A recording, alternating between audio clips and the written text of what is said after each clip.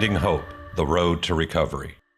Hi, my name is John Lavitt, and I am the principal content creator for Tarzana Treatment Centers. Welcome to our latest episode of Finding Hope, the Road to Recovery. This episode is the second installment of what is going to be an ongoing series in which we bring in outside experts in the field of recovery from many different perspectives. And the idea is that they're going to lend their expertise and their experience and their knowledge, their hope and their perspective to the idea of what the road to recovery is all about, and specifically on how it might apply to a large nonprofit organization like Tarzana Treatment Centers. So today I'm really happy to introduce Dr. David Wiss, who's an old friend of mine. He is a mental health nutritionist who's also a functional medicine certified practitioner.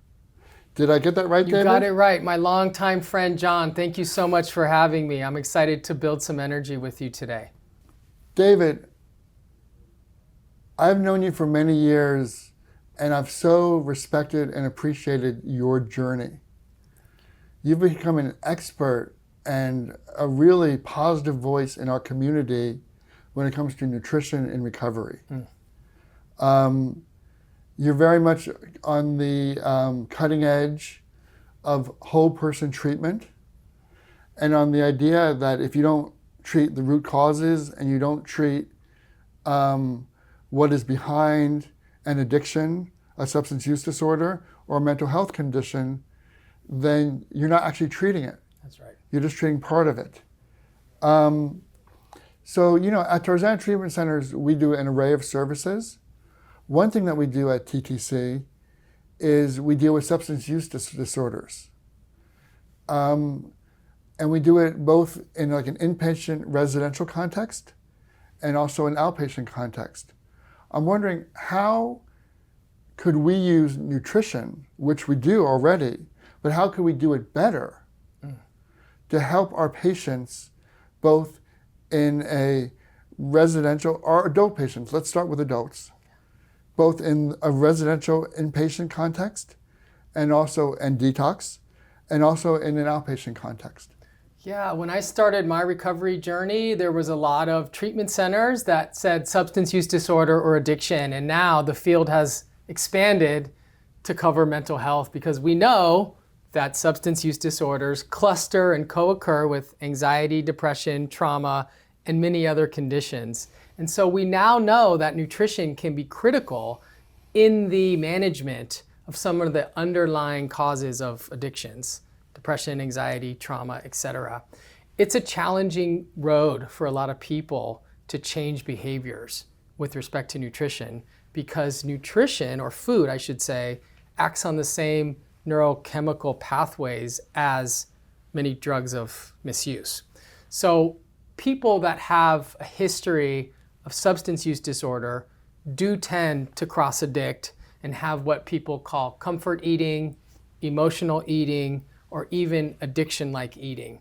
And this makes intervening particularly challenging. I've been in situations where we teach people in early recovery about healthy eating, we try to improve the food environment, but people still need familiar foods, comfort foods, easily digestible foods. So when we bring nutrition education into treatment, it's really important to match changes in the food service environment with some education, some sort of a group or some sort of a coach, someone there who's championing the cause. There has to be someone who's really excited about eating differently so that person can be an example. I have conducted some research in treatment settings, and what we found is that for organizational change to happen, it is important to get the staff on board. So if you have a lot of staff members who are disinterested in improving their relationship with food, it's hard to ask the clients and the patients to do that. So I've actually done some interventions. So if you see a staff member eating a Twinkie it's hard to convince you to eat vegetables. You're serving food and you're saying you should eat this, but I just went to the fast food joint and I'm taking this to the office and we've got the good stuff. You guys have to suffer with the healthy food. It creates this gap. And so I do believe that staff training to get people to understand the link between nutrition and mental health is critical for building a culture in the organization where people understand not just the benefits of healthy eating, but how it links to gut health and brain health.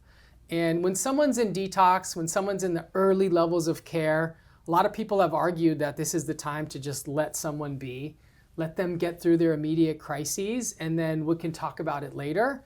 A lot of other people are arguing that no, this is the key time where we want to step in, provide education, provide foods that have more fiber, more antioxidants in the colors of fruits and vegetables, more protein, better fats through nuts and seeds, avocado, coconut, olives, that this is the actual time when the brain is changing, and that there's some debate in the field about how aggressive to be. And I do think that different organizations see it differently, and I think there's truth to all of it.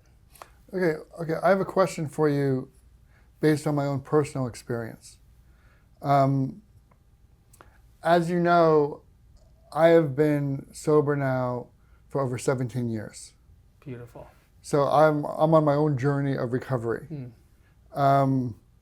You know about the rehab I went to. It was the Jewish rehab, Beit Teshuvah. And when I was there, you know, my drugs had been taken away. Yes. I had to be sober. My best friend was taken away. And I desperately wanted to replace it. I have felt this hole inside of me. I had not begun dealing with the trauma or the root causes. So I must admit, like, sugar, salt, at that point in time, cigarettes, coffee. Oh my God, Starbucks became like my den of iniquity. The highlight of the day. The highlight of the day. Yes. Or we get to go to Taco Bell or McDonald's or something. And the fact is, like, even if, particularly the fast foods, even if they made me feel worse later, I didn't care about what happened later because I was still in the mind frame of being an addict. And I just wanted that first bite. Yes. I just wanted that first experience. It was like, in a sense, the same thing, how, like, you know, like, I take the first drink and then the second drink takes me. Sure. It's the same thing with food. How do you deal with that with people in early recovery? So in the early recovery process, most people are dealing with trauma, uncertainty, a lot of unresolved stress, and the brain is set up to prioritize immediate crises management over long-term goals, right? So one way to think about it neurochemically is that the prefrontal cortex can be offline, where there isn't easy access to the ability to weigh pros and cons. We call it executive functioning. As I was saying before, most people know what healthy eating is, right? It's not that people don't know, it's that the brain is set up for reward-seeking behavior, particularly in early recovery. I also got into recovery at the same facility in 2006. Well, that's how we met. That's how we met. And prior to that experience, I had gone to a few other places and I did the predictable comfort eating path, right? Caffeine, nicotine, sugar, ultra-processed foods, some food before bed to go to sleep. When I got into recovery in 2006, it was different because I had deep intrinsic motivation for a different life, and I truly believed that things could be different, and I went out of my way to request vegetables. I think they put the salad bar out for me because I was like, I need colorful food. No one ever told me what I should eat. I just knew it was all the things that I had been avoiding my whole life, right? I didn't need a dietitian. I didn't need someone to break down to me calories or macronutrients. I just knew that food from the earth in its original state was going to be supportive of me. By the way, just one thing there, because you mentioned the salad bar. One thing that I was so impressed by, as you know, Tarzana Treatment Centers is not a Malibu rehab. Sure. You know, It's not one of these like fancy dancy on the beach. You have a chauffeur and you have a butler and you have a personal chef Right. type of rehabs, you know? Yes. It's really focusing on providing services for everyone, That's and, right. and particularly for disadvantaged populations. Yes. So I was surprised when I went into one of their cafeterias for the patients, right? And I saw this incredible salad bar, you know, that had like 20 different choices of like vegetables and dressings and toppings. All the and colors of the whatever. rainbow. All the colors of Yes. the rainbow. Yes. And I was thinking, wow, this is the type of thing which can appeal to someone in early recovery because it gives them the sense that they have choice. That's right. The salad bar gives them a sense of like, okay, you know what? I don't like that, and they're not forcing it on me, but I can choose what I like. Yes. And the salad bar, in a sense, allows for healthy eating to play into that early addiction mindset, Yes. post-addiction mindset. But that food doesn't elicit a strong neurochemical response, so a lot of people aren't going to be drawn to it, right? Particularly if there's a lot of food aversions that came from childhood. And I got, like I said, sober in a similar environment, and I don't think the vegetables were that great. It's a food service operation. They bought them in bulk, right? Yes. But they were good enough for me. I was excited to try something new and to try something different. But if you just serve the food without someone to champion the cause, without someone there to get people excited, to be an example, it is not safe to assume that people will gravitate toward it. I do think that a small percentage of people that enter treatment, detox, residential, will have a calling toward higher fiber plants. But most people will reach for food that's more calorically dense, more dopaminergic, neurochemically rewarding. And having someone to be an example, someone to lead a wellness group and talk about the benefits of these foods. But not just, oh, there's vitamins and minerals in these foods, you should eat them because they're healthy, but also to help people understand the neuroscience of eating, why people choose certain foods, why the early recovery brain is more susceptible to choosing certain types of foods over others, right? So do you think that shift in choosing better foods and being taught to choose better foods, is that part of the shift of helping the brain to recover and change? That's part of the neuroplasticity of recovery. And that's the argument that I've made, is that if food is highly neurochemically stimulating and we're trying to rewire the brain so that it's less susceptible to addictive processes, exposing the brain on a daily basis to foods that don't spike the dopamine system will actually teach the brain that it doesn't need a certain threshold of neurochemical reward each day to be okay. In terms of foods that are rewarding, like foods in a sense that cover both bases, Yeah. all the bases. Yeah. Like for example, I remember when I was in recovery, and I would get, and it was kind of like a cold day, and I felt lonely, and I'd have a soup. Yeah. And for some reason, a soup, like it brought me back to my childhood. It Yes. warmed me up, and I was so ready to like eat that soup, even if it was healthy. Yeah. What types of foods fall in those categories for you, that in a sense are like win-win situations Yeah. for a food service cafeteria in a rehab? So realistically speaking, most people that are coming into the early stages of recovery will not be ready for a full nutrition intervention, unless they have some history with nutrition and healthy eating, or maybe they have some body image issues, or really into fitness, they might be driven toward that. But a realistic approach for early recovery treatment settings is to combine the two. Combine healthy food with highly palatable food. And the example I can give is that if you serve someone a salad and they're not used to eating vegetables, it doesn't taste good, it's not rewarding, it gives them gas, right? It's a tall order, it's a big ask. But if you crunch up a bag of Doritos and you put it on top of the salad becomes more palatable. You understand what I'm saying? If there's a soup and it has some noodles and some chicken in it, just coming up with an example. We think about how can we add some parsley on it, some sprouts on top, right? What are little things that we can add to foods that make them more colorful, more fibrous, have more protein, and have a better fatty acid profile? I remember with the salads, a big deal for me was dressings. Dressings. Because, you know, I got to the salad bar and all they had was oil and vinegar. And yeah, I like olive oil and vinegar, and that's okay. But it's like, at that point in time, I want the blue cheese. I want some ranch. Sure. I want the more indulgent dressing, Yes. so to speak. Yes. And it seems to me like if you offer those dressings, people are more likely to eat the salads.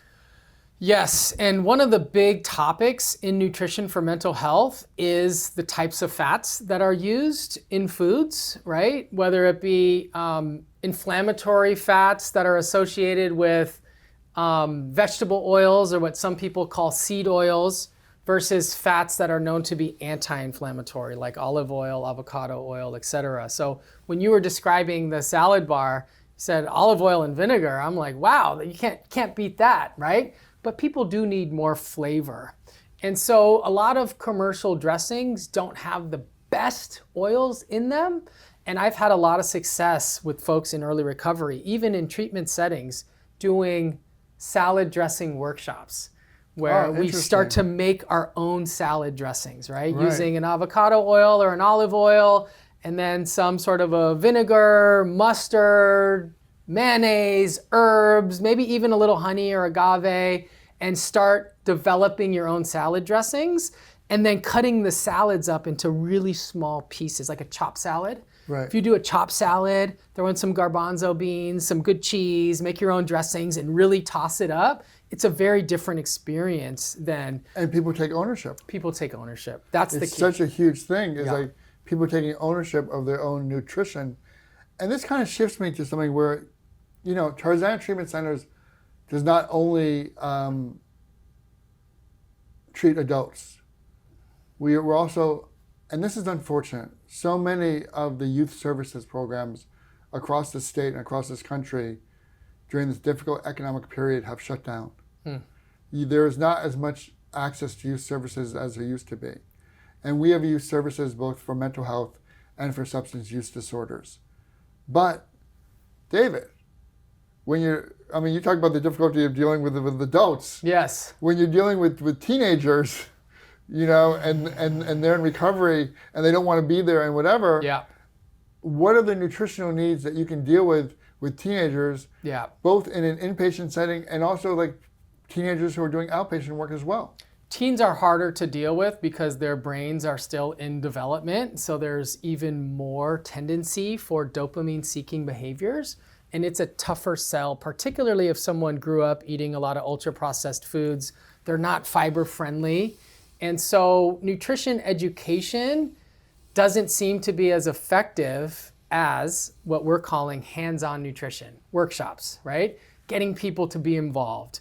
And with teens, I've used a framework that I call value-based eating, where instead of just teaching people that you need to eat healthy, because that feels like some information that comes from parents, right? It feels like something that people want to rebel against. If you can do some discussion in a group setting and help people find out what their values are, then you can leverage someone's own personal values as a way of changing behavior with respect to food. And I'll give you an example.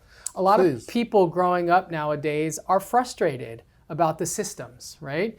And sometimes a little bit of education about how food companies manufacture food for maximum reward. They're basically putting private profits ahead of public health.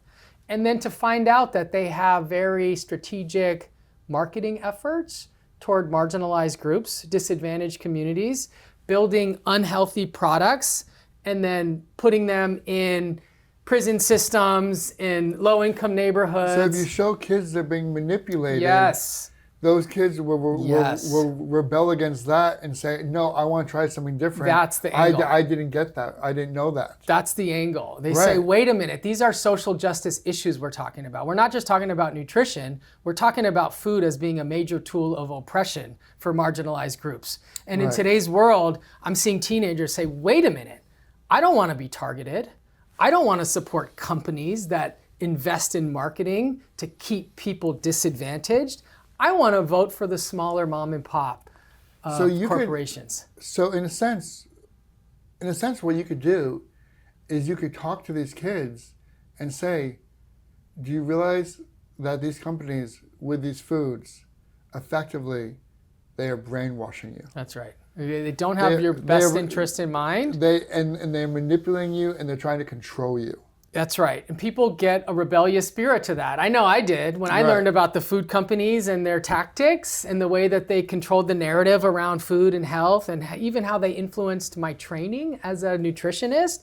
I wanted to wake other people up to the structural injustices that exist in our field. And I've had a lot of success providing that education to other people, but it's something that has to be done very gently, because you want to be careful not to be supercharged on certain topics around food, because adolescents and teens are susceptible to going along the spectrum of disordered eating. And so you want to be particularly careful with the youth, because that is a time where people can get a little bit extreme when it comes to food and dieting. So there's this sweet spot between telling people the truth and also encouraging people to find their own path and eat in a way that aligns with their values. Yeah, and disordered eating is so heartbreaking. It's heartbreaking. As we approach the end of part one of this episode, what I was thinking as well is the whole issue of outpatient. Yeah.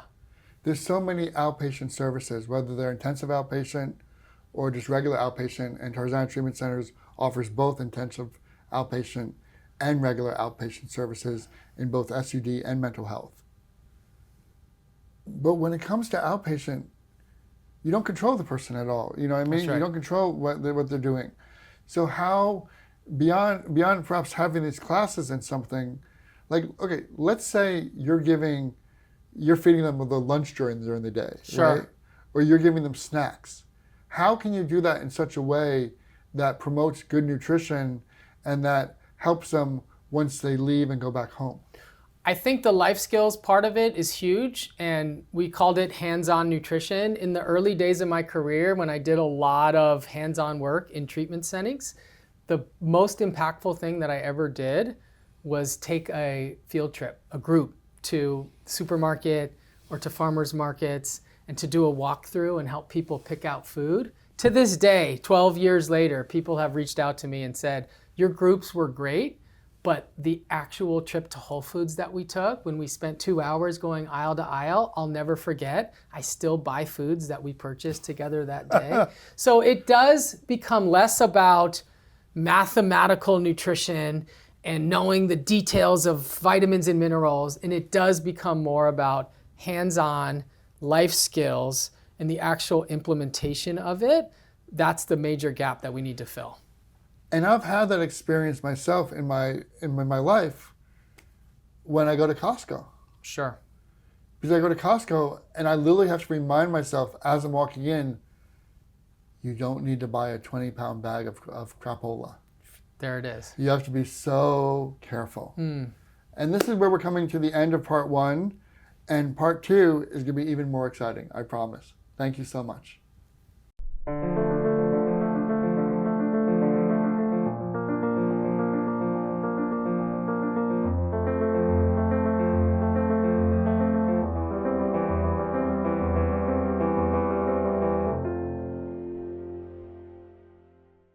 Hi, my name is John Lavitt, and welcome back to part two of this episode of Finding Hope, The Road to Recovery, where once again in part two, because part one I thought was really engaging, so in part two I have the same guest, who's Dr. David Wiss.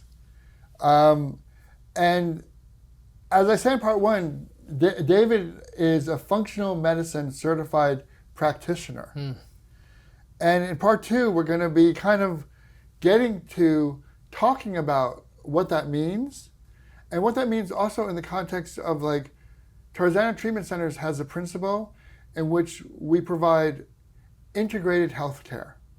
The idea is that we're treating the whole person, and that if we are ignoring certain root causes, or we're ignoring certain conditions that the person is experiencing, then we're not actually providing true health care.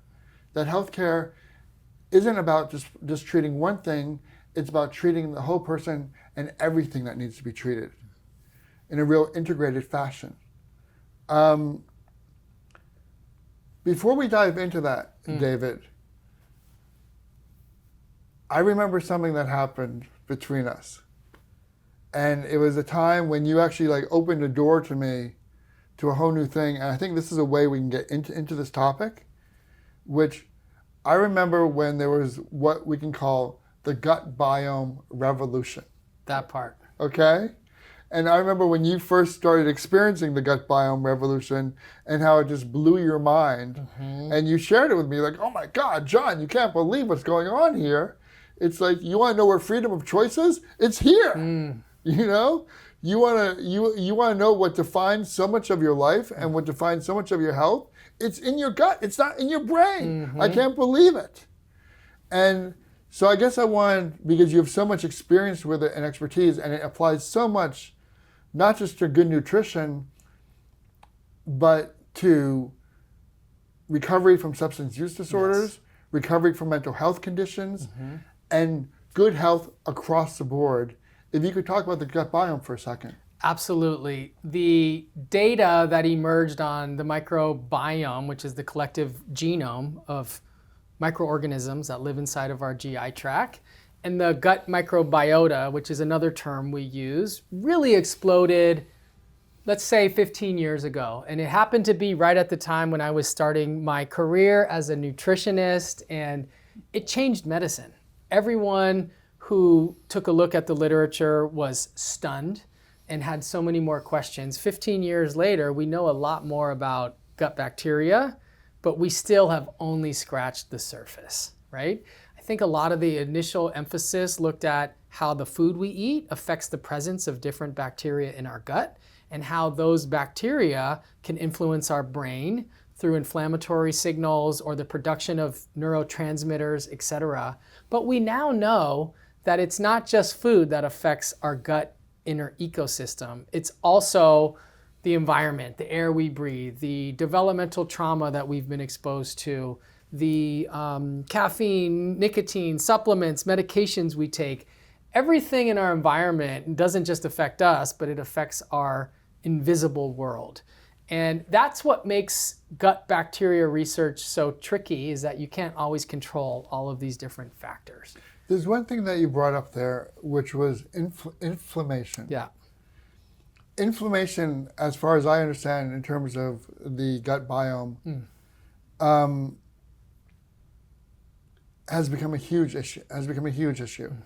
Is like, in a sense of like inflammation could be the cause of so many health conditions. Yes. And the question is, and what's interesting is like the gut biome is really, in a sense, isn't it like it's like the operating system for inflammation within the human body. Is that correct? It's not just the microorganisms, but also the intestinal lining, right? The permeability of someone's GI tract. If that becomes compromised, the mucosal layer gets weak, there is a tendency for very invisible particles, bacterial cell walls, LPS, lipopolysaccharides, to enter into the bloodstream. So most people, when you think inflammation, think about acute inflammation where your inflammatory markers are really high. If someone's gut is imbalanced, it can create more of a low-grade chronic inflammation, the type of thing that someone doesn't even know that they have, right? You know, but also another perfect example is Crohn's disease. Yes. Because when I was growing up, I had never heard of Crohn's disease. It was never mentioned. And now it's everywhere. Yeah. There's so many ways in which people are being affected negatively by the gut biome and by the intestines and by their digestion than ever before. I know this as well because I go through acid reflux. And a lot of it is in a sense of like, when am I eating? Yeah. What am I eating? And am I taking care of myself? That's right. But I guess a real interesting question here is, so at Tarzana Treatment Centers, we treat people from really disadvantaged populations. We have people who are unhoused, coming off the streets. We have people from like very low income ethnic populations who have who a lot of those populations are naturally suspicious of medical providers. Sure. And for many good reasons when you look at history. Or a lot of them are coming from really desperate and dire circumstances. And so what I'm asking you is, I know what condition those people's brains are in. Are those people's gut biomes? Is it just like disaster area 101? It is probably safe to say that if someone has experienced food insecurity and has used a lot of different substances or ingested a lot of toxic materials. The old garbage can. Yes, the gut biome is going to be compromised. It's not just the food that people eat, but also some of the toxins that are in food, the packaging, the plastics. We're living in the era of microplastics, nanoparticles. There's a lot of other constituents of convenience food, ultra-processed food that can be damaging to the gut. But I think the biggest factor is a low-fiber diet. A lot of people that eat convenience foods, because that's all perhaps they can access or afford, they're not getting sufficient grams of fiber on a daily basis to support a healthy gut biome. The recommendations for fiber intake are somewhere around 25, 30 grams per day. The average person in the United States gets about half of that. Right. So that tends to be the major systemic challenge that we face, is that a lot of convenience foods, when they create them, they do strip the fiber and they, expose the ingredients to high heat, extrusion and molding, and add flavor compounds, factory style packaging, preservatives. And a lot of that food is delicious and it's rewarding to the brain. And the dopamine response from ultra processed foods overrides the negative effects that people would experience because that's immediate. The inflammatory process that you're referring to, whether it creates depressive symptoms, anxiety symptoms, or even full-blown inflammatory bowel diseases, that comes very subtly and slowly over time in a way that most people don't even know that they're dealing with it, right? Yeah. At Tarzana Treatment Centers, because we have such a wide range of patients, when they come in, we always do an assessment. Good. And that assessment involves, like that whole idea of the integrated healthcare. Yes. Biopsychosocial. Biopsychosocial, right. Is there a way that assessment, and mind you, like I don't do the assessment, so maybe this is already done, and if so, I apologize. I should probably know this.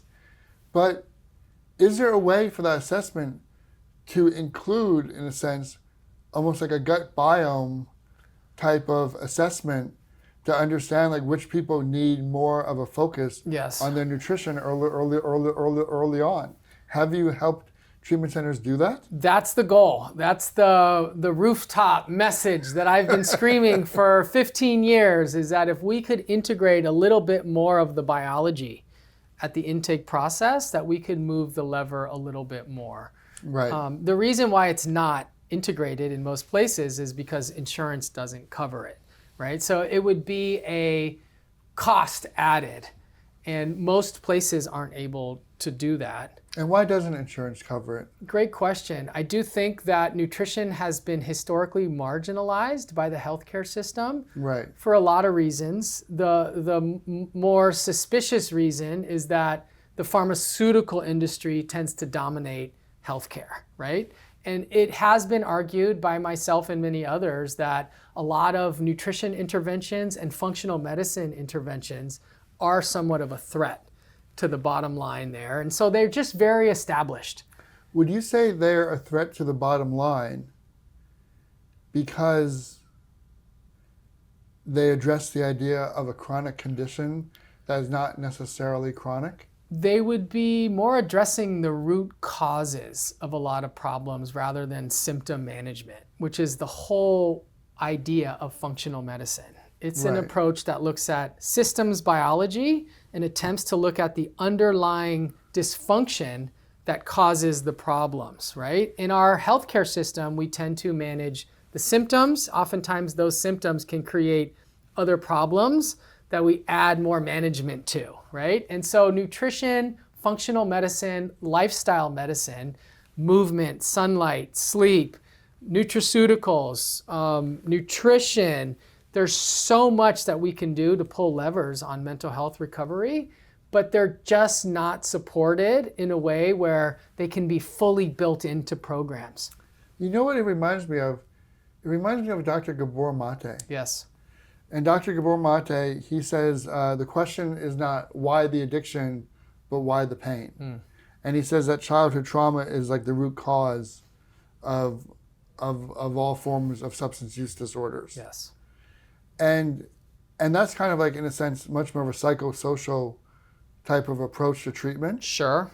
In a sense, when you're talking about functional medicine, Yeah.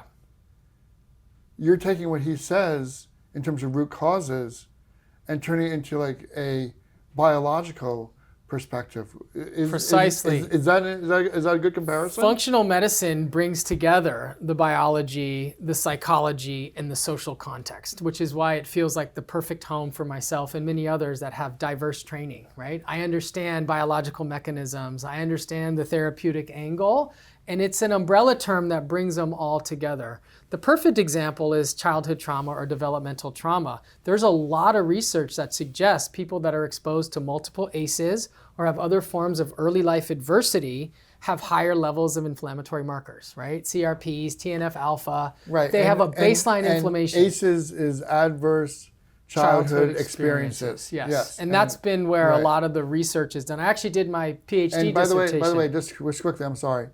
ACEs is a test that is given, very simple test that actually all Tarzana clinicians, all Tarzana even nurses or technicians are trained now to give the ACEs test. Good. To all patients and clients entering our facilities. And we've advocated for many years for ACE screening in most mental health contexts. ACE screenings is now universal at Tarzana Treatment Centers. Good. And it's so important. Yeah, the data suggest a dose-response risk between ACEs and drug use, ACEs and depression, and in the context of nutrition, ACEs and disordered eating, and then, like I said, high levels of inflammatory markers. So if someone has a lot of childhood adversity, it would make a strong case to be more focused on an anti-inflammatory way of eating. For example, the Mediterranean diet, where you focus on getting the right kinds of fats through olives and olive oil and nuts and seeds. And that high fiber, colorful approach can actually, not immediately, but over the course of months and years, be an anti-inflammatory approach to the long-term effects of childhood trauma. And fish as well? Fish has omega-3, which is like the most notorious anti-inflammatory fatty acid. There are people that don't eat fish, and so we sometimes advocate for chia seeds, flax seeds, and walnuts for a plant source. Right. But I do think that in the context of mental health and anti-inflammatory eating, omega-3 fish oil is probably like the most bang for buck. Right. And it should be incorporated at levels of care. Well, I was thinking as well in the first part when you were talking about fiber, right? And, as you said, 50% of Americans are not getting enough fiber. That's right. What do you think about fiber supplements? Fiber supplements Are can they be okay? very helpful, but most of them are in the form of a isolated fiber, so like a single fiber. You really want fiber to occur in a matrix, right, where there's lots of different fibers. So for example, there are blends where they mill chia seeds and hemp seeds and flax seeds, and those are really good fiber sources, but the best sources of fiber come from whole foods, fruits, vegetables, whole grains, beans, nuts, and seeds. So you said something so interesting here when you use the word matrix. Now, I don't know about you, but The Matrix is one of my favorite movies of all time. I love The Matrix, and I love how that movie brought that word into the mainstream. Because I really think, in a sense, when you're talking about functional medicine, or when I'm talking about like integrated healthcare at Tarzana Treatment Centers, what we're talking about is a matrix of health and services. That's right. We're talking about like a matrix in which things are not isolated. God, can I tell you something honest, David? Please. I wish there was a magic pill. Don't you? Sure. I wish there was a magic wand. I wish there was one thing I could take and everything would be okay. Sure. But there's not. There's not. And thus, we cannot see things from an isolated perspective. That's right. We have to look at the matrix. Can you explain to me, because like, you know, you being a functional medicine certified practitioner is kind of like your latest evolution in a way, you know, and it's a big evolution in which you've really shifted your career in that direction. Can you tell me, in a sense, like why you made that choice and how that choice affects your recovery and helps you help others on the road to recovery? My first decade of my career was characterized by very much nutrition-focused programming. I built Nutrition and Recovery, my first company. And then I went on to get a PhD from UCLA, and I studied public health and health psychology. And which was so awesome, by the way. Thank you so much. And I really learned to bridge nutrition and mental health, which is what sort of stimulated me to build my app, Wise Mind Nutrition. After that, it was very obvious that nutrition by itself wasn't enough of a lever to pull, that people need to get to root causes in some other areas. And I'll give you an example. I want to mention one thing before you go on. The name of your app, okay? The name, Wise Mind Nutrition. Yes. I feel it's so significant that you chose the word wise. That you chose the word wise as opposed to smart mind nutrition or intelligent mind nutrition. Because wisdom has an implication of something that is deeper than just knowledge. That's right. And just intelligent. Wisdom has, I would say, like, particularly from like an Eastern spirituality perspective, wisdom always goes hand in hand with what? With compassion. And a lot of the wisdom that we have with respect to health is ancient. All the stuff we're talking about now of like eating real food, spending time outside, getting sunlight, these are all things that humankind has done and that we've lost. So the wisdom is actually getting back to the old traditions, studying the old ways of pursuing health. And that's a big part of my message with nutrition as well as some other areas. I'll give you one example of how functional medicine testing, specialty lab testing we call it, can be super helpful. There are a lot of toxins in our world and in our food supply. For example, BPA, bisphenol A, is notorious for being in plastics. And so people have tendencies to bioaccumulate. And a lot of people, I had a patient not too long ago that worked at a golf course for many years, and they used chemicals to support, and it was very obvious to me that he had built up, accumulated some stuff that was storing in his body, and he wasn't eliminating it well. It wasn't BPA, it was other stuff, but there was night sweats, there were symptoms of lethargy. Is there a way to eliminate it? Yeah, so that's when you really use nutraceuticals to kick your liver's biotransformation processes into gear. Use the sauna, niacin before the sauna. There's a lot of ways to excrete through sweat, urine, feces, etc. If someone's not excreting properly, they're accumulating things that are making them unwell. And so functional medicine figures out what are all the potential root causes of unwellness. Genetic causes, childhood trauma, toxin accumulation, mitochondrial dysfunction, inflammatory cascades, poor eating, gut health, the list goes on and on. So it's very comprehensive. I love that word inflammatory, or that phrase, inflammatory cascades. That's the one. Right now we're approaching the end of part 2. It's incredible how quickly it goes. Quickly. It's like whoosh. But I guess in order to like allow you to sum up, right? What I like to know is, so you take the organization that I work for, not my organization, the organization I work for, Tarzana Treatment Centers, and we have a real focus on whole person treatment, Yes. and on integrated healthcare.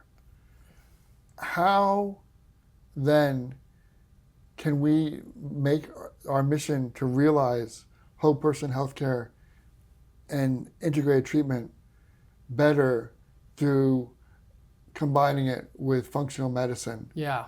In a 1 minute answer. I think the easiest way to think about the future of healthcare would be to combine ancient practices with modern science, right? So we have AI now where I can comprehensively analyze multiple lab tests at the same time and scour the medical literature. We have a lot of great medications. There's good technology, but we need to also get back to the stuff of yesteryear.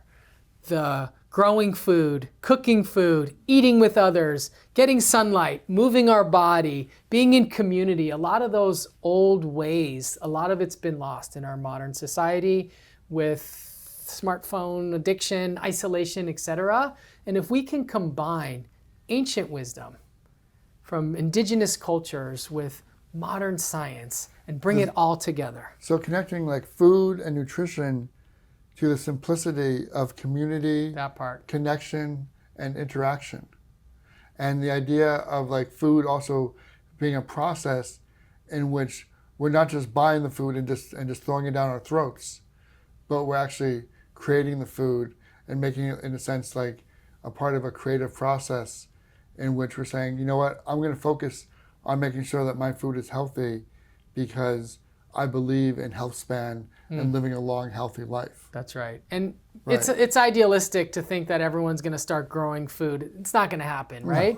But people can go the extra mile to procure food from folks who grow it with love and to really establish a relationship with food and to find out what are some nutrients that might be missing, add it in, focus on digestive health, and share it with others. Yes, and thank you so much, David. We are at an end. We could probably go on for another 2 or 3 hours, but it was a pleasure to have you here today. Thank you, John. And remember, finding hope, the road to recovery. We will see you again.